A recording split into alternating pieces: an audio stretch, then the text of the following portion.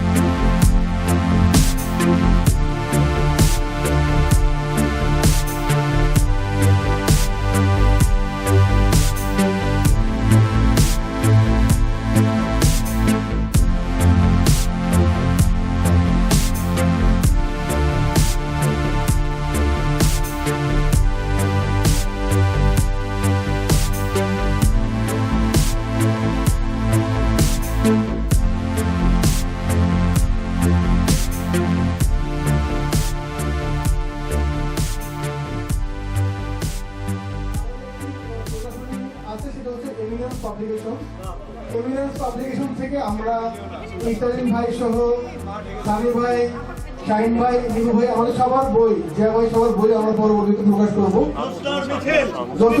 আমরা মাইক দিচ্ছি সানি ভাই কাছে, আসলাম সানি ভাই কাছে। মাইক লাগবে না। আসলে আজকে আমরা এমন একজন লেখককে পেয়েছি, জ্যোৎস্নার মিছিল নিয়ে আসছেন যিনি। আমরা জ্যোৎস্নার মিছিল দেখতে পাচ্ছি, আলোয় আলোকিত আজকে আমাদের এই অনুষ্ঠান।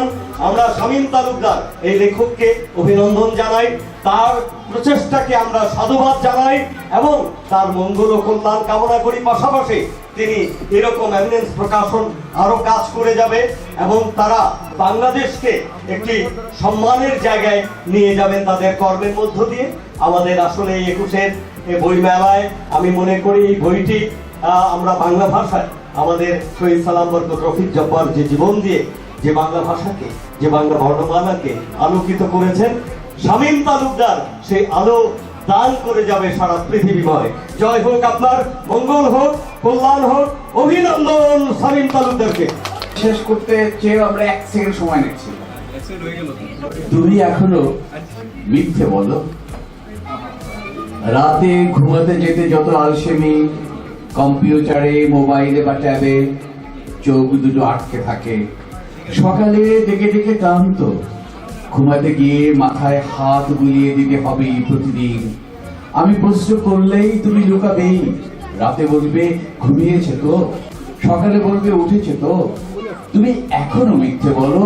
আগে যেমন বলতে, বাবা আমাকে নিয়ে প্রশ্ন করতেই বলতে, এখনো তেমন বলো। বাবা হয়ে আমি প্রশ্ন করতেই বলো, মা তুমি এখনো মিথ্যে বলো আমাদের জন্য।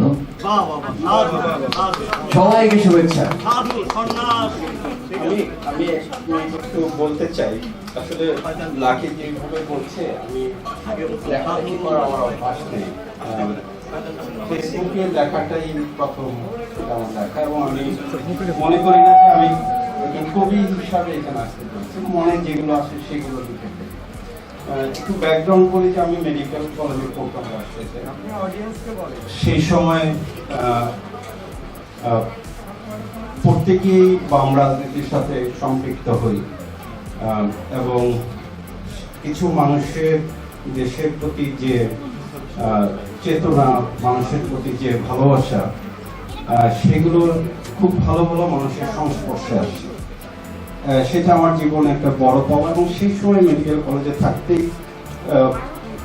রাজশাহী পদ্মার পাড়ে গিয়ে লেখালেখি করতাম। সেগুলো ছাপানো হয়নি। আমার স্ত্রী যখন ঘরে আসলেন, সেগুলি একসময় জঞ্জাল তৈরি হলো, ফেলে দিলাম। সেই সময় আমরা মেডিকেল কলেজে 90-এর আন্দোলনের আমরা খুবই মাঠ পর্যায়ের কর্মী ছিলাম। এরশাদ বিরোধী আন্দোলনে আমরা রাজশাহীতে তখন এক ধরনের না বুঝে, না শুনে, দেশের জন্য মনে হতো যে অনেক কিছু করতে হবে, সেজন্য করেছিলাম। তখন বিএনপি যখন ক্ষমতায় আসলো, সেই সময়টায় আমি রাজনীতির কিছু অংশ ভিতর থেকে দেখি, এবং প্রচন্ড রকম আমরা জামাত শিবিরের বিরুদ্ধে, বিএনপির বিরুদ্ধে রাজনীতি করি। এই সরকার আসার পর অসম্ভব রকমের একটা স্বপ্ন থেকে যখন ভাবলাম যে না, দেশের অনেক কিছু আসবে, যেহেতু বাম রাজনীতি করতাম, এখন একটু গবেষণার কাজ করি, সেখান থেকে ইকুইটি এবং ইকুয়ালিটির যে গ্যাপ দেখতে পাচ্ছি, সেখান থেকে নিজের ভিতরে দ্রোহ তৈরি হয়। এখনো বিশ্বাস করি যে, আমি জানি যে আমার এগুলো কবিতা না, এক ধরনের এক্সপ্রেশন, খুবই সাধারণ মানুষ হিসাবে কাজ করতে গিয়ে এক্সপ্রেশন। মনে করি যে আমাদের মুক্তিযুদ্ধের যে স্বপ্ন, সেটার জন্য আমাদের যুদ্ধ চালিয়ে যেতে হবে। ইকুইটি না থাকলে, মানুষ মানুষ হিসাবে না দেখতে পারলে, আজকে করোনার জন্য যে অবস্থা আমরা দেখতে পাই, হাসপাতালে যে মানুষের যে অব্যবস্থাপনা দেখতে পাই, সেটি আসলে কখনোই পূরণ হবে না যদি আমরা আমাদের কথাগুলো এক্সপ্রেস না করতে পারি। মুক্তিযুদ্ধের সরকার আছে, সেজন্য সাহস করে বলতে চাই, সাম্যতা দরকার, সততা দরকার।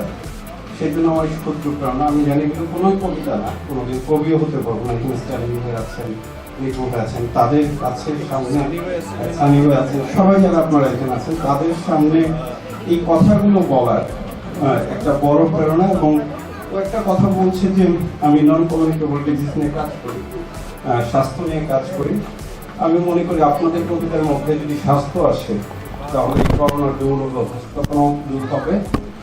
আপনাদের কবিতার মধ্যে যদি সাম্যতার কথা আসে, তাহলে আমার জীবনে ছোটবেলা থেকে যে স্বপ্ন দেখলাম একটা সাম্য দরকার সমাজে, সেটি হয়তো বাস্তবায়ন হবে। এতটুকুই আমার চেষ্টা। আমার ছেলে মেয়ে, আমার ওয়াইফ এখানে আছেন, কারণ ওদেরকে নিয়ে আসছে একটা কারণ যে ওরা যেন জানে যে ওদেরও দায়িত্ব আছে সমাজের প্রতি এবং সাম্য দরকার। সবাইকে ধন্যবাদ। জোসলার মিছিল শামীম তালুকদারের এই গ্রন্থটি যিনি উৎসর্গত তিনি করেছেন তার আত্মজাকে এবং তিনি এটির প্রচ্ছদ শিল্পী। সামান্তা, মাইশা, অনুষ্কা, তার আনুষ্কার কেমন লাগছে এই মুহূর্তে?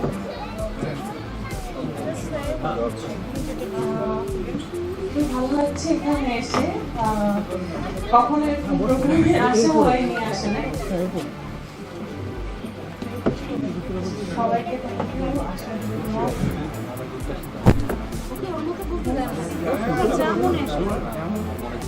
খুব ভালো লাগছে এখানে এসে আর কি, সবার মধ্যে এরকম একটা প্রোগ্রাম অ্যাটেন্ড করতে পারে। খুবই হঠাৎ করে, বাবা খুব অ্যাডামেন্ট ছিল যে হচ্ছে প্রচ্ছদটা করি আর কি। হঠাৎ করে একদিন এসে এরকম বললো যে বই লিখছি, তুমি এরকম ছবি এঁকো। তো হঠাৎ করে এক রাতের মধ্যে কোনো রকম আঁকা আর কি আমার।